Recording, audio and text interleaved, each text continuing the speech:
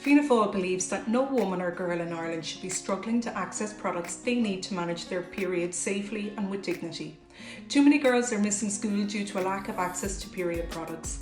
Many women are using unsafe and unsuitable items during their periods. It will have a devastating impact on those women, and it's something that we need to be tackling as a society. This is a serious and urgent public health issue, and this is why I'm bringing my new bill, the Free Provision of Period Products Bill 2021, through the Seanad, and it will then go on to the Dáil to become law.